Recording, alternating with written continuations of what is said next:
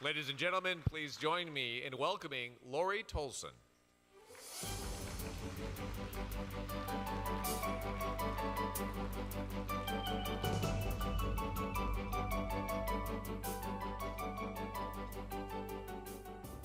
Very good to be here. Thank you so much for the introduction.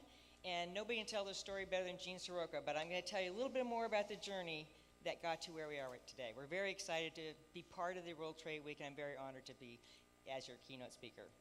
So what do you think of when you think of GE? First thing that usually comes to mind is the light bulb. You know, back to the 92 years that the World Trade Week has been occurring, we're about 130 years old, and with that start in power and energy and distribution, we started a journey that is our DNA, continues to be, of innovation and solving very difficult problems that impact our lives. And you think about the things that you may take for granted in healthcare. A lot of the analytics and MRIs and CAT scans and those kinds of things are GE technologies. A lot of the jet engines and things that go into technology and aviation have gone along the journey from GE. We've moved into renewables with wind turbines and new technology that's helping to get our dependence off of fossil fuels and onto renewable energy. We've recently also added digital. About 4 or 5 years ago, you may have heard about Predix and the industrial digital platform that it is that allows all the sensor data and digital twin information that we've got across all of these critical infrastructures to be used and analyzed so that we can prevent accidents, we can be more prescriptive, and get ahead of things before they become a problem. It also is allowing us to take these huge amounts of data and come up with new ideas about where can we take this, what can we bring that will continue that journey of bringing good things to life. And I really do like that tagline, and it sticks with me, it may stick with you. And when we think about the port in particular, this is really bringing great new things to life. And last but not least on this picture that you see is transportation, which is near and dear to my heart. And it started back in 1880 when Thomas Edison first laid out the electric rail system. Then he designed the first electric diesel engine at the early part of the century, and we've been making those ever since. But on top of that, we've made them smart. We made them more fuel efficient. So a lot of the digital technology that I'm really proud to be part of is allowing that to save, for instance, just from a cruise control mechanism, 900 million gallons of fuel over a year across the globe.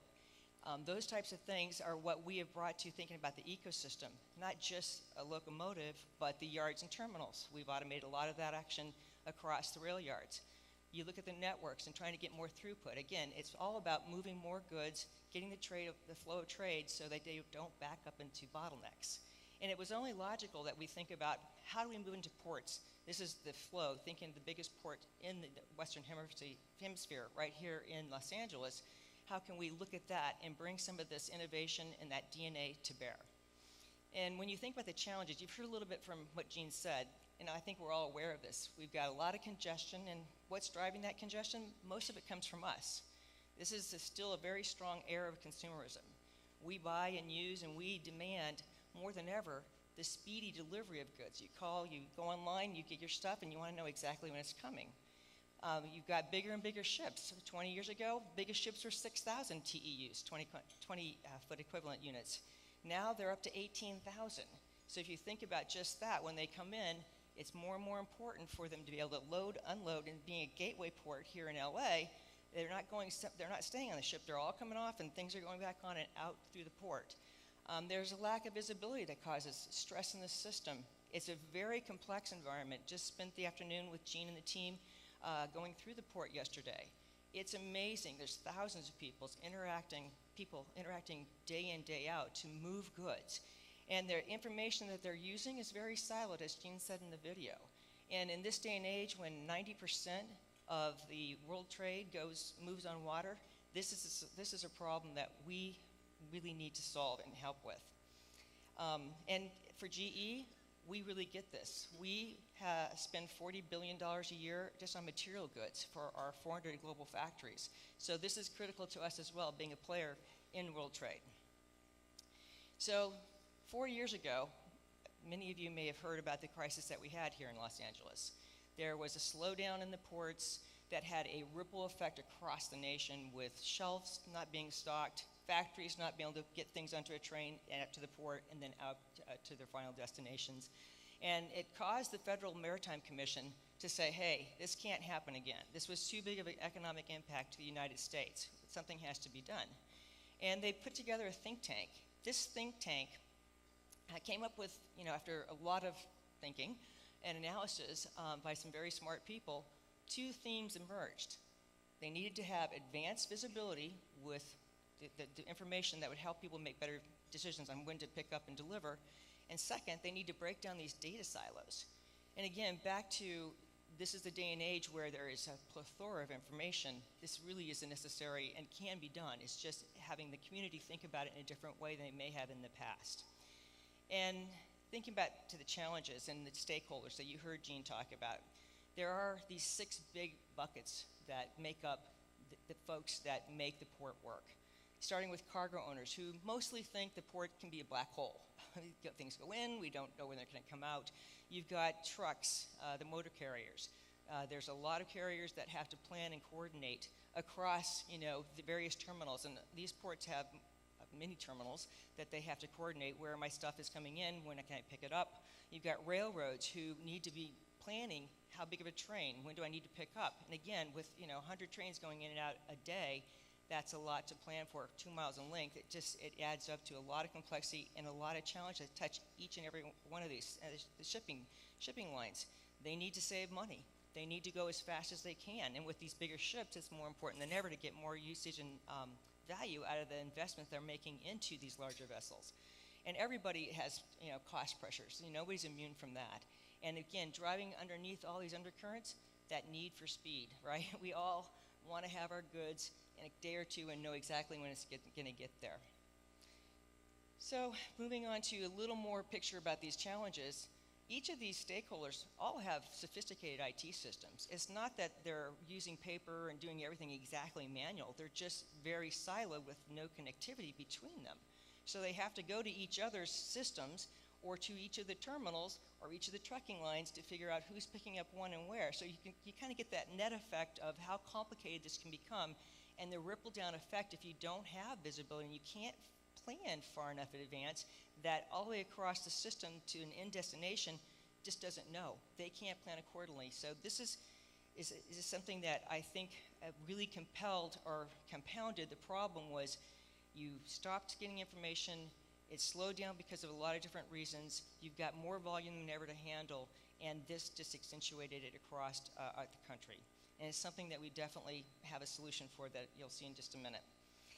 This is how the pilot was born. It was really the entrepreneurial leadership of Mayor Garcetti, Gene Soroka's vision about how we could go about this, because this is a community of players, and it's a large community with vested interests.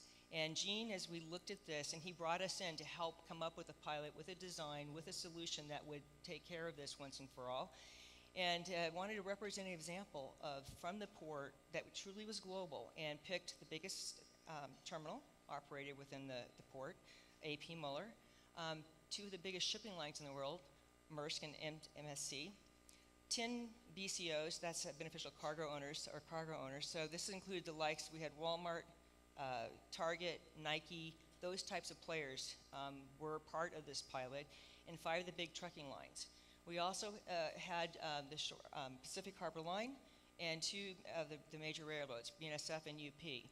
And the goals were really simple. Again, back to the themes that came from the think tank and things that would be fairly obvious to us as consumers. You wanted to have that visibility, you wanted more predictability, reliability, and ultimately that would lead to more throughput. Again, facilitating the movement of trade through the ports. We took, here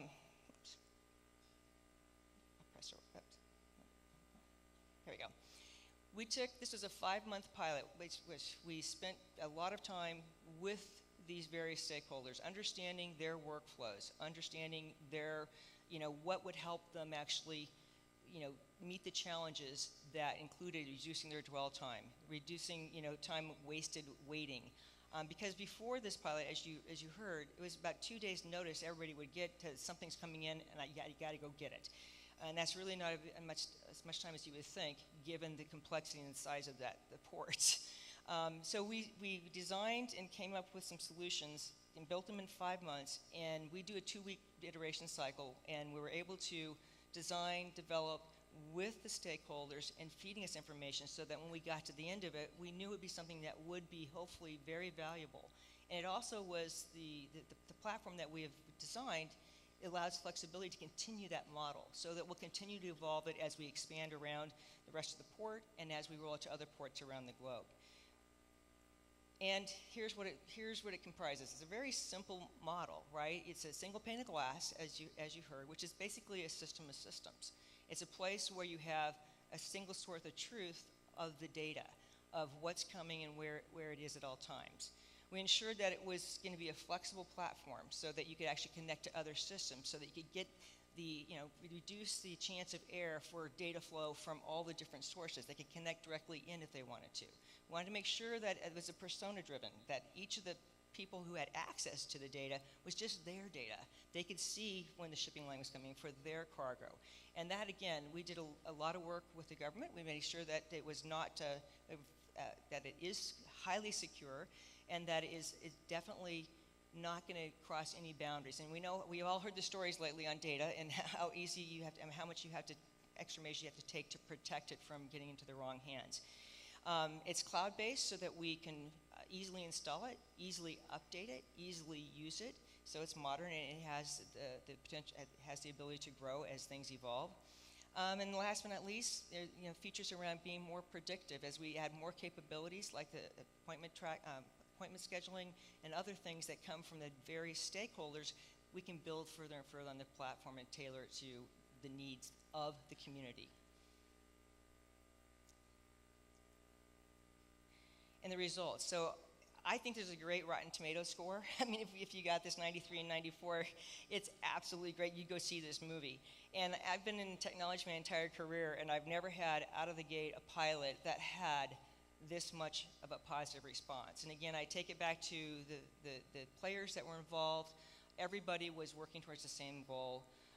We were very close to the actual users, and they agreed that it's easy to understand and it is valuable, because you can make things easy to understand, but it might not be very valuable. It's a very clean design. They like using it.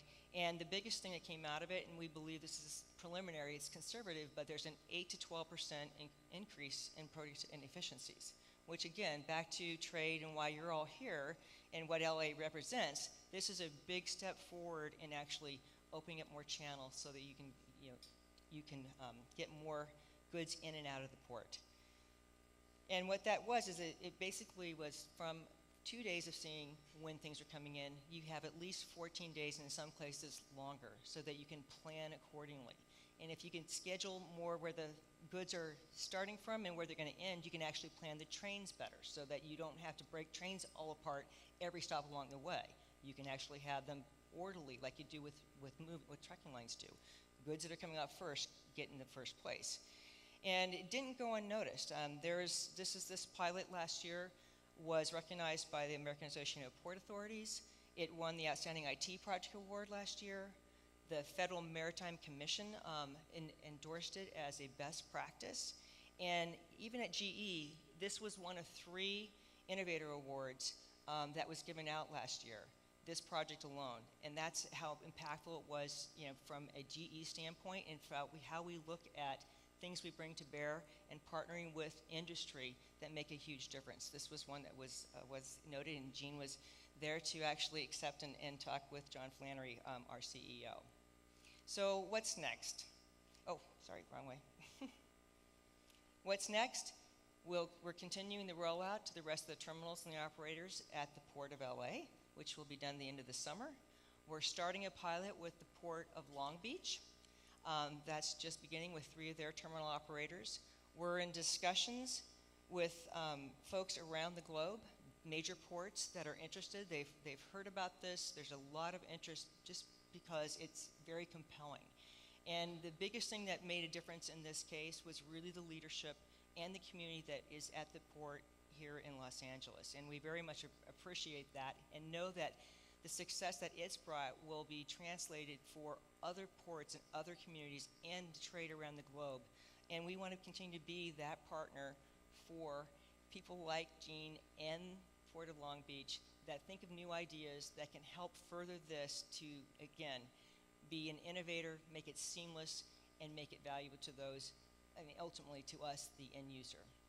So thank you very much.